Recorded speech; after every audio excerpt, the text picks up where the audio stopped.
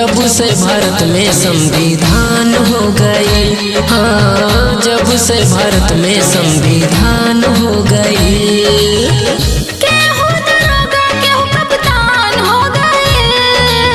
जब से भारत में संविधान हो गई है, जब से भारत में संविधान हो गई।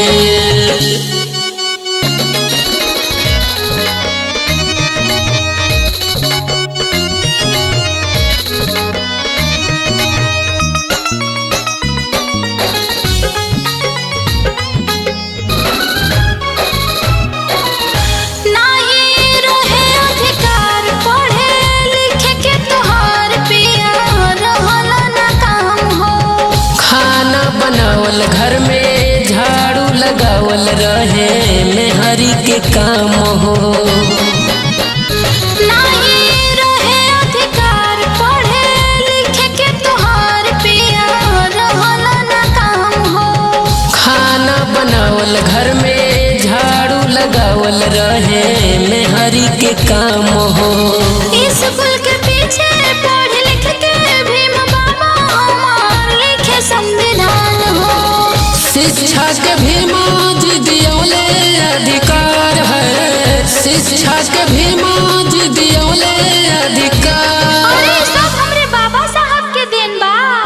पढ़ी लिख के कितना लोग महान हो गई। जब से भारत में संविधान हो गई है, जब से भारत में संविधान हो गई।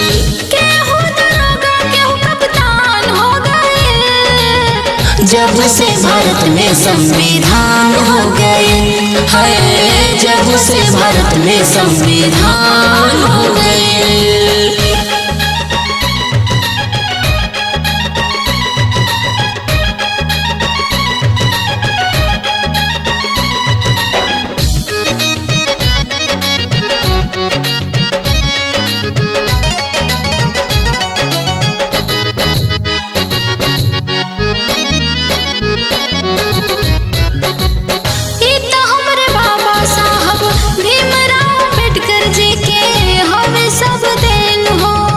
सच कहतानी रोटी बेले वाला हाथ में शोभे लगल पेन हो।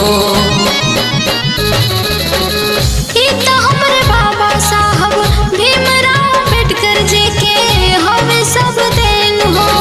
सच कहतानी रोटी बेले वाला हाथ में शोभे लगल पेन हो।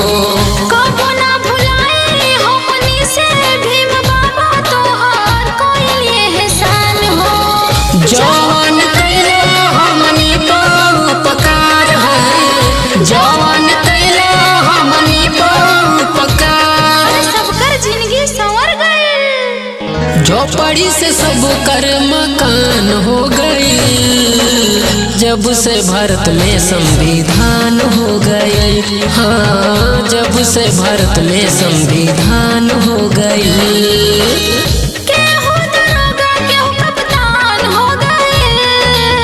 जब से भारत में संविधान हो गई है, जब से भारत में संविधान हो गई। तोहरा जस कतना लोग प्रधान हो गई, तोहरा जस कतना लोग प्रधान हो गई। जब से भारत में संविधान हो गई। हाँ, जब से भारत में संविधान हो गई।